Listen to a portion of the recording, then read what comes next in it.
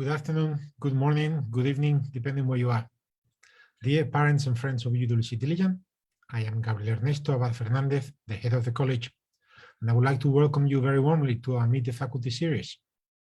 A young school is in its 8th year, and while the period of the pandemic has been very difficult, one of the good positive sides is that we've learned that distance can be overcome and technology can help us do this.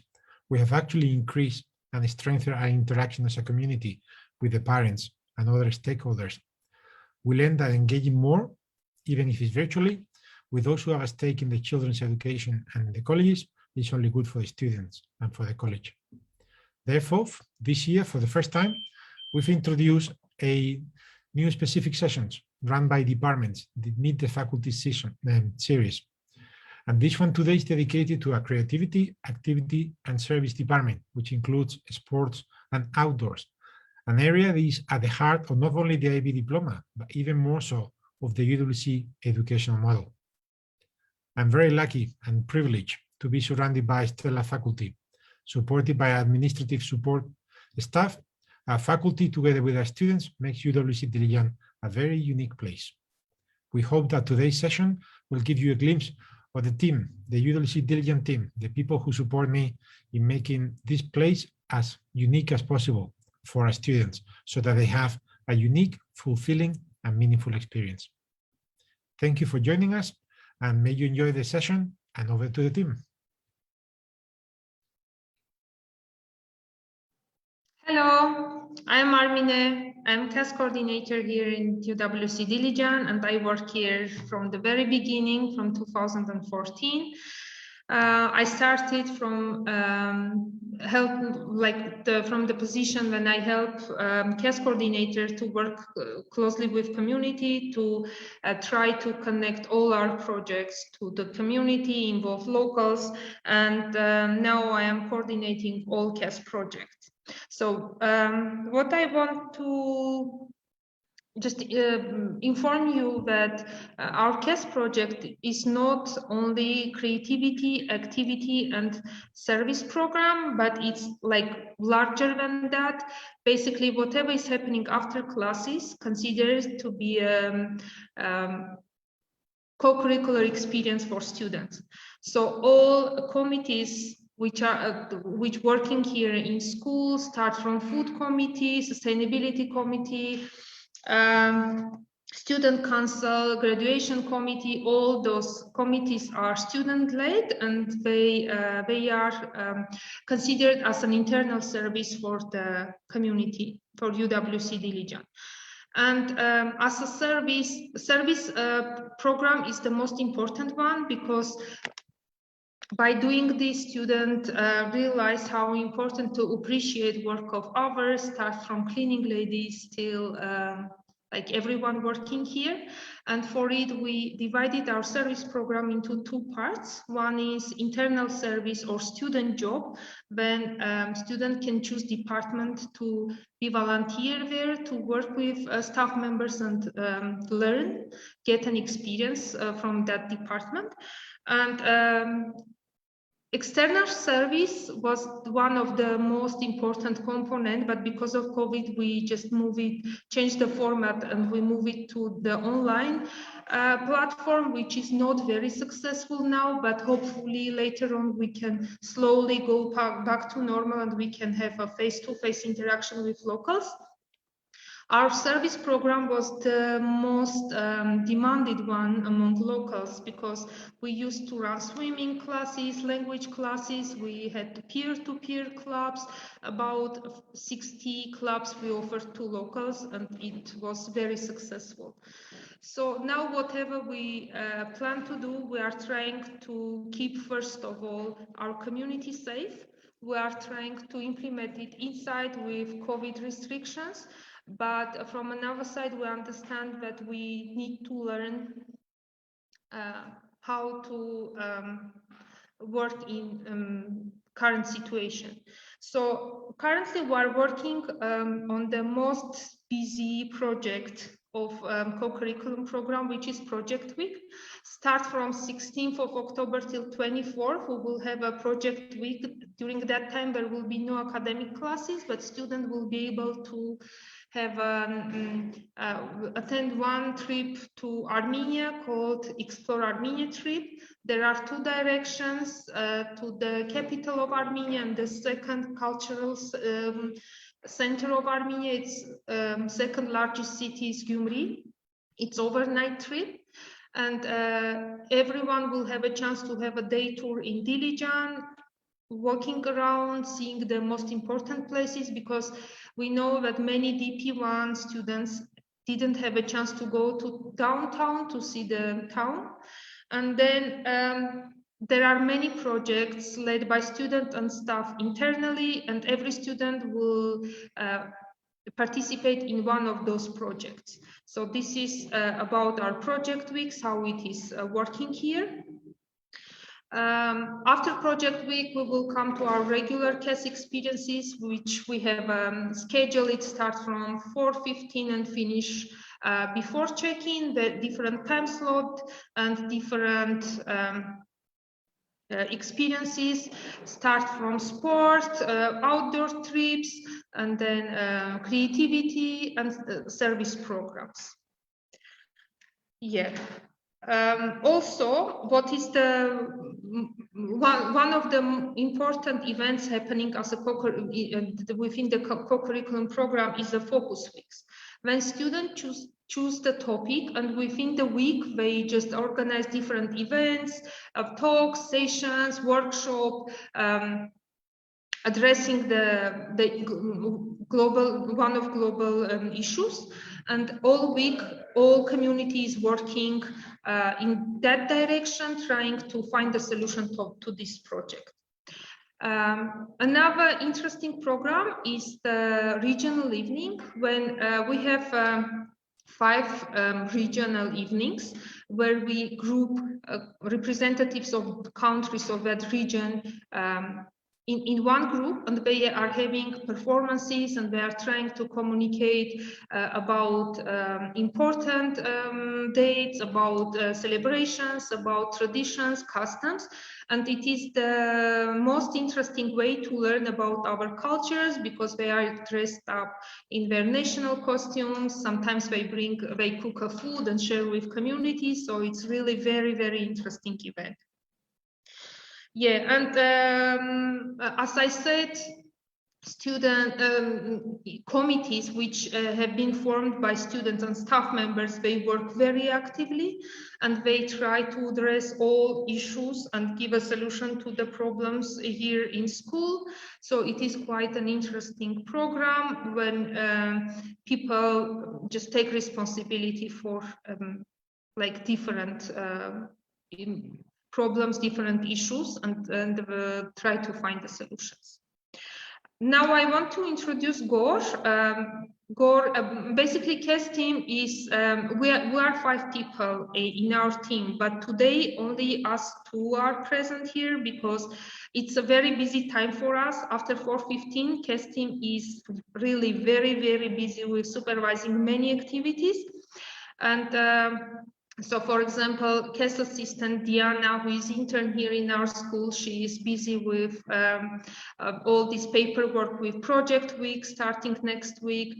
And Aharon, who is our sport person, he's busy with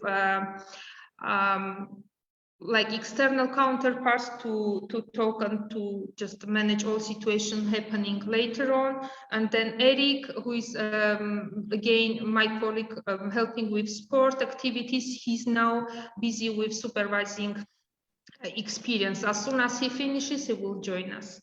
Now, Gor. Hello, my name is Gor. I am the outdoor education instructor of this beautiful school. So just to let you know what the outdoor education is about, what we do here. So it's all about the same type of classroom, but it doesn't happen inside the 4 walls. Just a short explanation what we do.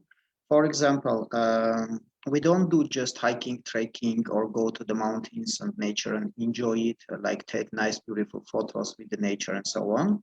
We try always to learn something. Whenever we go to the forest, we study the type of the trees. biodiversity, microclimate, or whatever.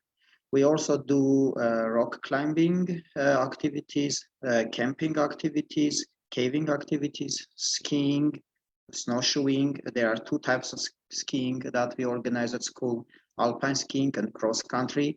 I would say that Armenia is a heaven for the outdoor activities. We have all the possibilities, and also we have all the equipment that we need for doing that. And at the same time, we always try to link outdoor activities with the classes that happen in the inside the school. Like recently, we had several trips. One of them was the philosophy trip. We have taken the philosophy classroom outside to the Stone Age ancient cave with the pagan gods' faces carved on the walls, and we have turned that beautiful environment into a classroom. And the philosophy was studied in that type of place, which is a unique place for the school, for the entire world, actually. And at the same time, for example, whenever we go skiing, we don't just study how we ski, how we turn, and so on. We study the physics of skiing, which is about traction of the ski with the snow. And we study why the skis turn, how much pressure we need to put according to the rules of physics to make a stop or to make a proper U-turn, and so on. The same is about our water sports activities. When we go to Sevan Lake, we do windsurfing. We again study wind and how it works with the sail and so on. So our outdoor activities are about physical education and also about linking our class lessons and skills with the real world. Another interesting example, we also, when we go to the caves, we study the geology of the caves, formations, stalactites, stalagmites, but also in the caves, we have a lot of archaeological studies and lessons that we do there. Not a long time ago, we have organized an archaeological expedition with the Archaeology Institute with one of our beautiful friends. We have taken part in a real archaeological excavations, and our students have found a lot of very important artifacts. So I can talk about it, about the outdoor educations by hours, because I'm very motivated of what we do here, and most of our students are really excited for our future coming trips. Like we are planning in the schedule of Project Week, we are going to have a very interesting and very challenging expedition, which is about, okay, when we go and start our Project Week, the bus is going to drop us group of 18 students and 3 instructors somewhere in the middle of nowhere, and the students are supposed with the GPS coordinates find the points of interest. So we are going to walk through a really beautiful but also challenging terrain from point A to point B to find caves, study that caves, make the map of the caves, make kind of geological notes, and 3 instructors are going to be there just to make sure that safety is there. And before we take students to there, we are going to have a list of lessons, group after each other, where we teach them orienteering, how to read maps, GPS coordinates using the modern technologies. We are going to talk to them and teach them about the camping safety, how to use kitchen in the fields, and many other skills that we will give them. They are going to use it exactly in a very practical way. They are going to use it during this Project Week expedition that we are going to have. So once again, outdoor education is not only about physical activities, it's about creating challenges, helping to overcome that challenges and giving them skills that they may need during the life, and being able to use the classroom information in a real practical way in the real world. Yeah, thank you, Gor. Thanks a lot. Yes, it is true that co-curriculum program, and outdoor especially, is the program created to just push students out of their comfort zone from one side, so they can try new things, they can try something different they haven't experienced before, and maybe because of the country they live, they will not have a chance to experience in the future, but still is in many cases, it's life changing experience. So this is why it's important, and we put lot of effort and time and resources to create this program. Maybe I will just explain how we are creating a co-curricular program. For you,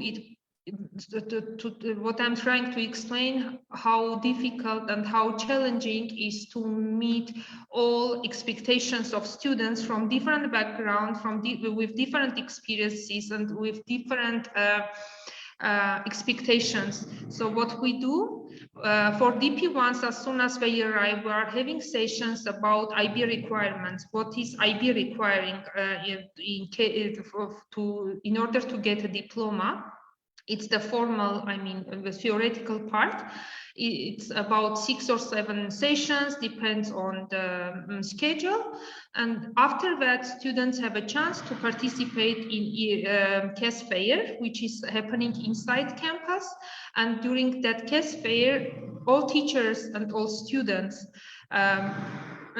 proposing their experiences, presenting their experiences, and advertising it, trying to promote and involve as many students as possible. It's very interesting and very, active event.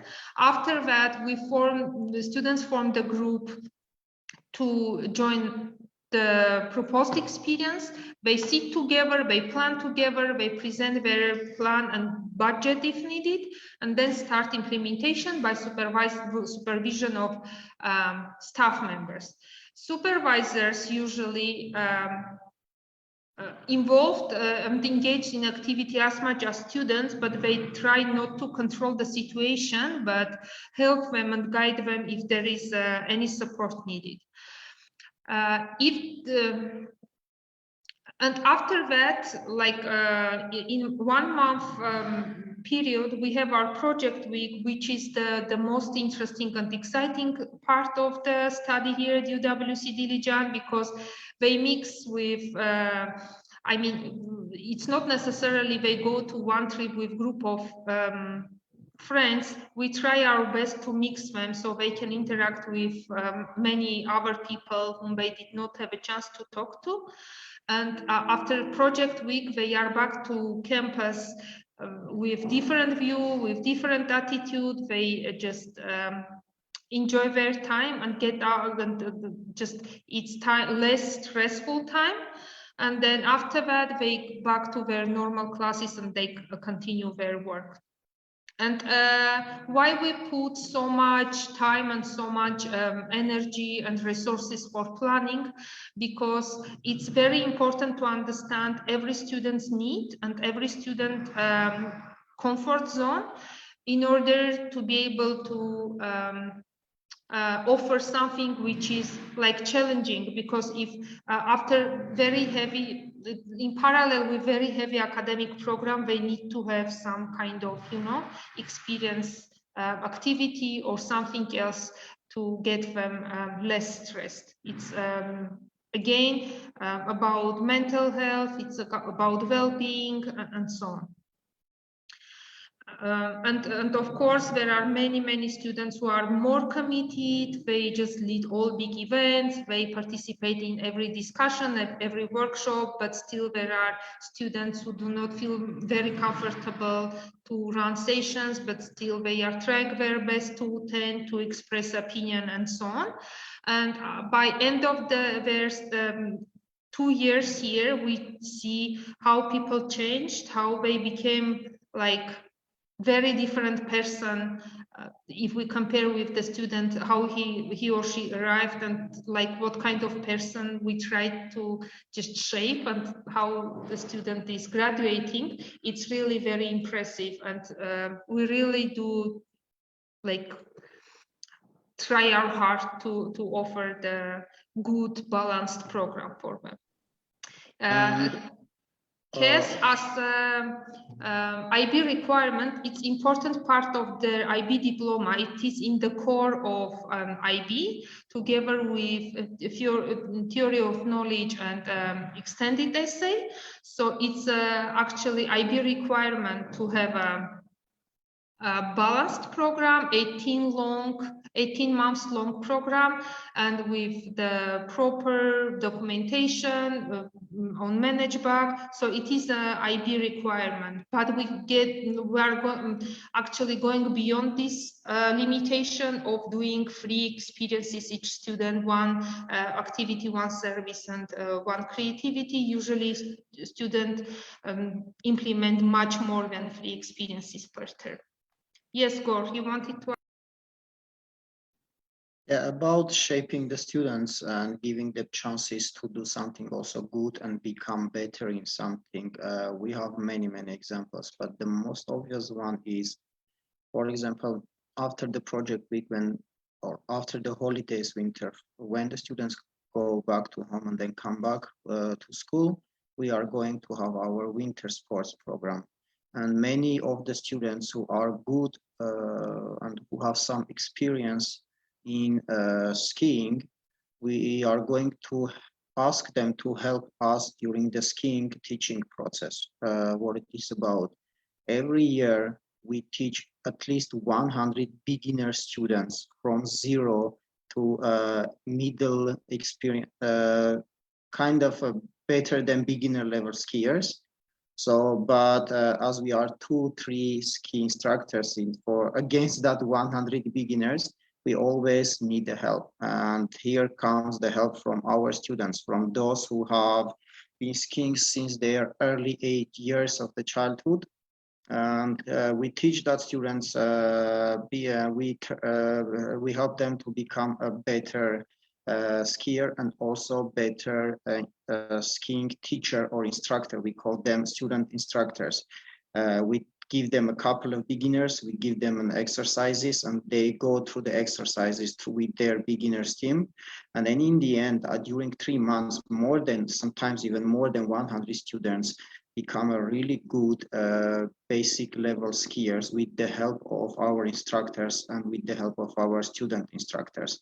And that is also shaping our students in a really good way. I have an example when the student after graduating our school went and took a gap year and worked in Austria as a ski instructor. And I don't know what he did about that later because he has entered the university, but for sure that's a really good experience. And in future, if that student needs something or kind of wants to become a ski instructor with his experience and background that he has taken from our school, he will have a chance to do that. And the same is about our other outdoor activities. We have students who already have opened their clubs in the universities in USA, and some other countries also. They have climbing clubs, they have hiking, trekking clubs, and they are the leaders of that club. And the basement was created exactly in UWCD. So it is shaping our students in a really good way. And maybe it becomes the basement for their future developments. And I don't know, maybe one day it will become also their profession too. And about our CAS team, we have a lot of goals, and achieving that goals is never easy. And the first thing that we go through, the most important thing that we pay attention to, is the safety. That's why every week on the Mondays, the entire team sits, discusses the plans, and only after the confirmation of the entire team, we do whatever we are planning to do. So if you are a bit worried about the safety of your kids, because we take them to the mountains, we take them to skiing, windsurfing, or whatever, you can make sure that all the safety rules are being followed by the best professionals. And we always try to develop it even in a better way. We have the best equipment. We have the best locations in Armenia and also the best contacts. If we are lacking an instructor for a specific activity, for example, for a kayaking, we find the best person, the best environment and everything, and all together, it creates a really good possibility for our students to try something new.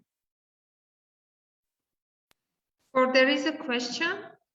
Is there any single most popular sports activity? From what time to what time gym is open for personal exercise? What sports clubs do you have? Okay, let's go. Let's answer to the first one. The single most popular activity. I would not say anything about that. I have no answer to that question because it's also season dependent. Yeah, on winter, that's of course skiing, and also this season most probably that is hiking. Because if you look, I can't unfortunately show how beautiful it is outside the window. It's this autumn, colorful forest, beautiful rocky mountains, clouds mixed with all this mystic environment. So at the moment it is hiking, and in the winter time it's skiing, of course. When we go for long distance trips, it's caving. So there is no proper answer to that question. The other question is about gym Open for personal open exercise. hours. So gym's doors are never locked. So any student can go there whenever it's convenient. But there is another question. We need to make sure that the student getting too much what motivated will not lack of the sleeping hours. So it's all about the healthy lifestyle. If you want to do your workout in gym every day for 3 hours, even during the night, that's of course very good. There is a lot of motivation there, but it's not the healthy way of doing that. So whenever we see that it's too late, and there is a student there, we just go and ask that student to go and have a rest. So yes, gym is open from 6:30 a.m. But the thing is, if there is someone who is getting ready for some kind of let's say competitions, or there is a professional student who has developed a different program, that student can always come to us and we can discuss the different approach to it. But it's only about some let's say single situations, and it's only about discussing and seeing what we can do. Okay, if I can just interrupt you here, Gor. I think question was sports activities happening on campus. Let's agree that the football, the most popular one when students played always as chess and as game during weekends. Yeah, maybe the most popular one is football. And about a gym being open, we allow students to go to the gym start from 6 a.m. till check-in. So whenever check-in happens, on weekday it's 10 o'clock and on weekend it's 11. All students should be on campus, and they are not allowed to stay in sport facilities and in academic building. Now the next question: what sports clubs do we have here? We have many of them. Once again, football is one of the most popular ones, swimming, and every year any student with a new generation of students, some clubs appear and disappear because it comes from the students, and we just give the support, and whenever it's necessary, professional approach. We have many really unique and interesting clubs. One of them is Slackline Club. If you Google in internet, you will see how much fun and how much skills it develops. We have Parkour Club, we have acrobatics, we have basketball, volleyball, many things.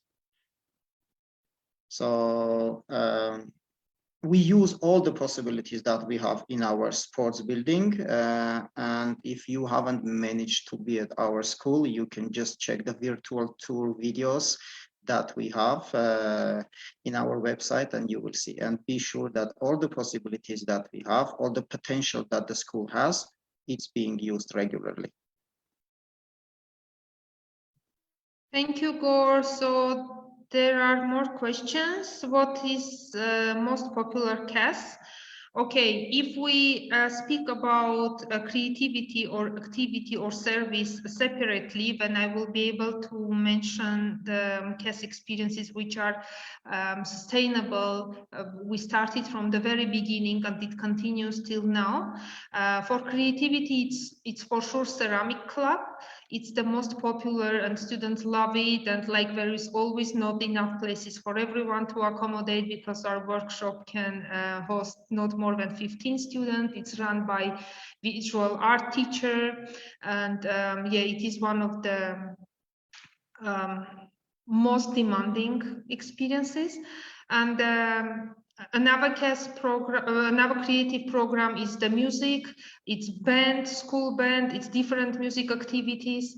Gor already mentioned about activities, which is volleyball, basketball, table tennis, big tennis, gym, different dances, Latino, Afrobeats, and so on.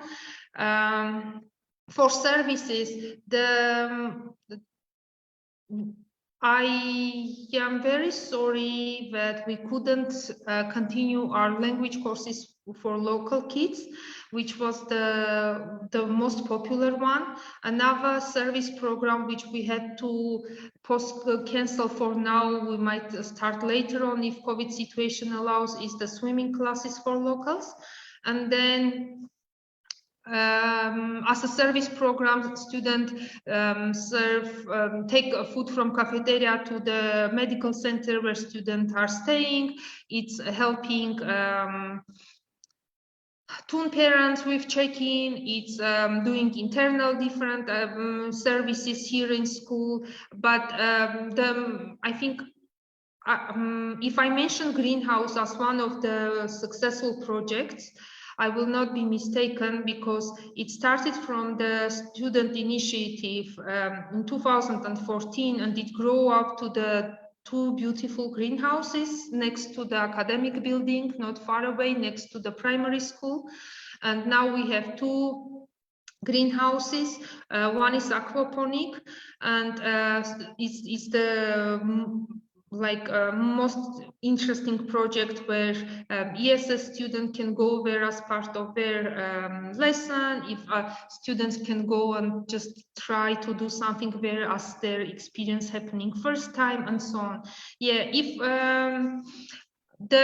another very good example of CAS project can be our graduation. Start from graduation committee, being a graduation committee member, trying to plan, trying to implement all logistics or creative part, design, and so on, and actually implementing it. It's very interesting to see how DP2s are planning events for themselves, and how much emotions, energy, and creativity involves. Yes, about student council. How is student council elected and how often the members change? Before, we used to have a student council for each term. When it changed, because of COVID, our student council for 2019, they stayed for 1 year, were working like for a very long time remotely. But now we selected our student council last spring, and now it's time to select the second, next cohort. How it is selected? Every TUN, every house is nominating 1 student. I mean, internally in the houses, there are many nominations, and all house members, students living in that house, in that TUN, how we call it, they select 1 and nominate that one to the student council. And then this student council actually is consists of members of each TUN. And they meet once a week. In student council meeting, there are teachers present, and head of school, and a student leadership team. It depends on agenda what they are going to discuss that day. There is also one question that I would like to read and answer. It's from one of our parents. So the question is, does the school have special insurance for outdoor sports, or do parents need to take this out separately in case of an unforeseen event or accident? So all our students have insurance. That insurance should cover most of the possible accidents that hopefully will never happen. But even if that happens, just in any type of scenario, we are ready for that. We even have a possibility with the helicopter evacuation. Our beautiful Dr. Nara has made all the contacts and contracts with, in case of all the possible accidents. So even if something small happens, our students are taken to the best hospitals and are being given the best treatment. And of course, such a thing happens, some kind of minor injuries, because we have a lot of sport activities and outdoor activities. And so far, we have never faced a problem with the insurance or with the evacuation or any with any safety standards. As I have already told you, any activity that we do, we have supervisors, we have a professional approach, we have all the safety equipment. So hopefully that was the answer to your question. Yeah, and also we have our internal safe assessment criteria. So which places we take students, how far it is from the hospital, and like how accessible, and we stay, like we always have our transport available in case of emergency. But as Kors said, we consider everything before taking students to the overnight outdoor trips. So, for example, whenever we are planning, let's say a student came to us with the idea, and the idea is to take a group of students to somewhere to do some kind of activity, even if it is like 500 kilometers away from our school, and we think that we should go to there. Before we take the students to their group of our CAS team or outdoor and sports instructors, we take the car, we go to there, we study the environment, we study the hotel where they are supposed to stay, food that they are supposed to eat, how clean, how safe it is. We make all the possible connections there, and we follow all the safety rules. And before the school arrives there, I mean group of the students arrive to there, we already know what we can do in any kind of scenarios. So that's it.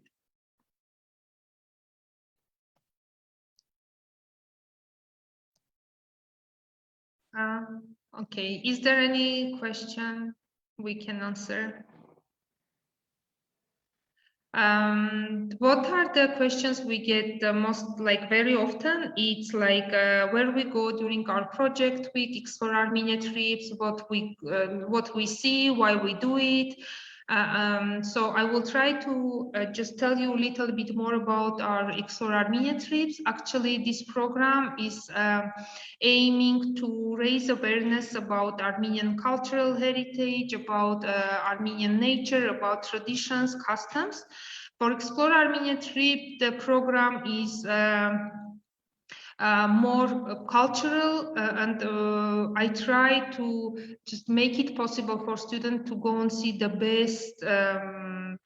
best places in Armenia. We have about 4 or 5 directions, depends on the weather and depends on the situation. So as I said, during project week, we will go to Yerevan. It's mostly cultural trip. They will go to visit our manuscript museum or Karajanov's museum, and then they will have a chance to attend the Khachaturian International Festival, one of the concerts of Khachaturian International Festival. So we are lucky enough to have our project week happening at the same time as festival, and then they will go and see another interesting places like Garni temple, and then this is like, it will be 2 days trip, and they will be back on next day. For Gyumri, it's more sightseeing trip. They will go and see Gyumri, how it looks like, interesting places. It will be city tour with our audio guide. And then they will go to see another interesting monastery complex, have a meal in the very interesting and nice restaurant, and be back on next day.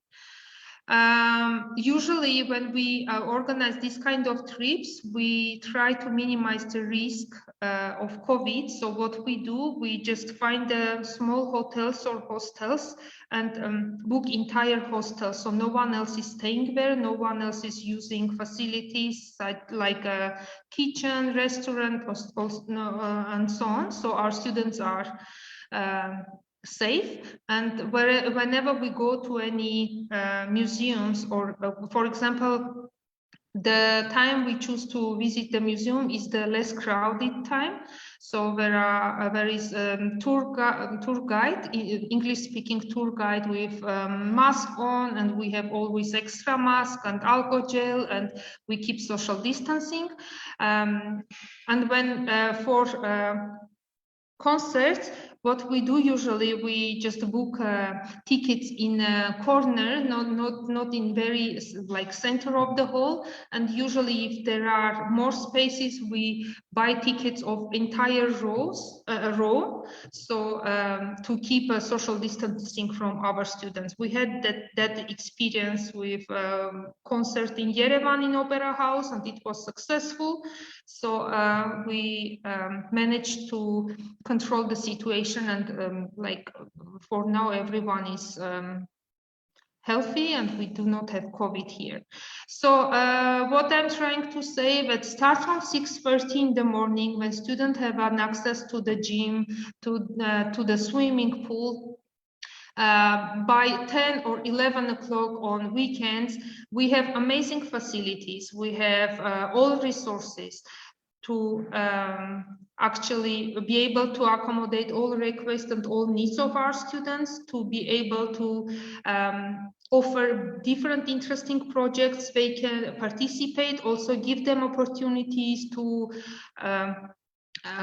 suggest their project. We are trying to encourage students to have their own initiatives, to build their projects. Sometimes the projects they start here in smaller scale become their business in future, and they continue it later on in their universities or back home.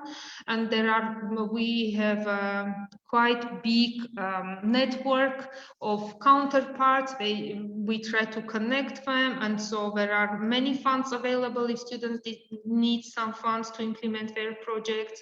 So we work very closely with Aurora, a young Aurora team. Every time we nominate a project there, we work very closely with Diamond Challenge project. We work very closely with Go and Make a Difference, with Changemakers project. So with Eco School, so very many funds are available for our students if they need it. And also it's not only about funds, but also about network, which they are going to use in future. What I would like also to add, that our team is very open to your suggestions. So if any of the parents have any ideas that you think that we might be able to develop to help your children, our students, to become better in something else, just please contact us. We are more than happy to be useful in this case. And once again, we have a lot of opportunities, and most of them we are being used. And of course, some of them can become even better with your help too. Yeah, that is true. Please, let's work together. If you have any projects which you would like us to just introduce in our school, if you have any workshop which you can you would like to offer to students, if you would like to share your experience, if you like to talk to wider community, please contact us. We will be very happy to just to join and to implement it together.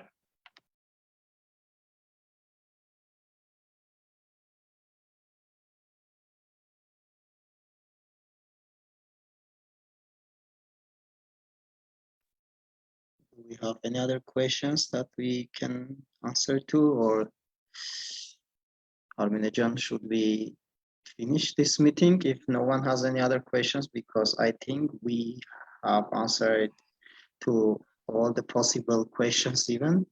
Once again, please, if you have any ideas, any suggestions, or anything that you think we need to know, we are more than happy, we are more than open. You have all our emails. Your children could approach us whenever they find it okay. Always there is someone in the office, and we always share the information, and our team is very, very motivated, and we are proud to be teachers or staff members who are implementing in this school, in this community. Okay, there is a question about Project Week. So before COVID, we used to have 2 project weeks per year during autumn and spring. But this year we have 1 project week, which is in October, start from 16th to 24th. But we will have 2 long weekends next term, and we will try to just offer another interesting program during long weekends to our students. So 2 long weekends next term, but we are really hoping to be able to be back to normal after COVID situation, when we can have our 2 weeks of project week and implement all our projects as we did before. Yeah, and how is cycle of CAS program is working? Actually, we have 2 CAS fairs. One is organized by DP2s, and only DP2s propose experiences. It is happening in the beginning of our academic year in September, and the second one is happening in February, when DP1s having a little bit of experience of CAS, they can propose their own experiences. And in second CAS fair, DP1s also present their projects and ask people to sign up. So actually every term we renew the program according to the request and according to the interest of students, in order to be able to accommodate like all needs and expectations and requests. This is about Project Week. And that's true that because of Corona, our possibilities, our activities and plans schedules have changed a lot. But at the same time, we have 1 project week in a year, and it's all about the safety. But at the same time, outdoor trip has added more overnight trips, camping trips. When we after the lessons on Friday, before the evening, we move to somewhere in the nature. We put the tents, spend 1 or 2 nights there. That can be considered as a project week also, because whenever we go to anywhere, there is always some good idea behind it, and there is always something that we aim to, some kind of project, so-called. So any student who wants to be involved in kind of trips or to be active in physical or educational projects, there is a possibility for all of them. And of course, it's not as perfect as we would like to do, but what can we do? The whole world has changed, and we need to adapt and hope that in the future we will again go back to our previous schedule. Thank you very much. Thanks for your time. Thank you for your questions, and thank you for being with us today. If you have any more questions, feel free to just add it to chat. If no, hopefully there will be more meetings, and we really look forward to face-to-face meetings one day. Hopefully, we will be able to see DP2 parents at graduation. But if no, I think this format is very productive and very interesting. We will be happy to meet you again. And please request if you need any specific information for this kind of meetings. If no, you have our email addresses, and you can write to us whenever you want, and we are happy to answer to all your questions. Thank you very much.